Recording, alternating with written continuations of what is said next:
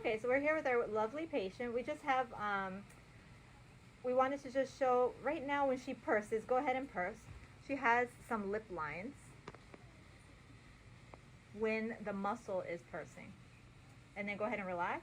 When they're relaxed, she doesn't have them at all. They're very, very, very smooth. So there's nothing there.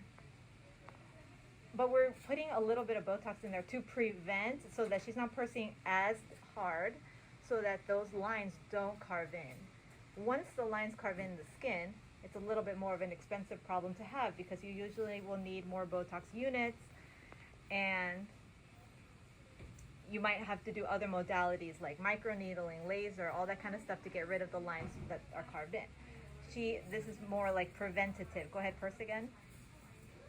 Those are the lines that we're preventing.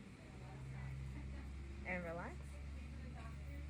All right, so when the lines carve in, eventually, like the vertical line, if they carve in, if you don't do any modalities, right, to stop it, then you might have a problem with your lipstick bleeding. Right now her lips look perfect. She's not gonna have a problem with lipstick bleeding. She has very good definition of her lip border and everything.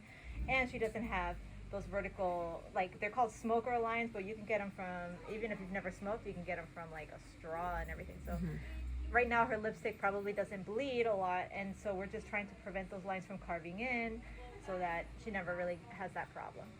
So that's it. We're gonna do a few units of Botox, like along the upper lip, a couple on the bottom, just to soften the pursing a little bit.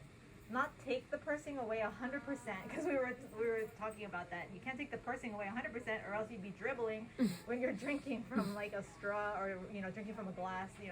But you can soften the pursing. So that's it.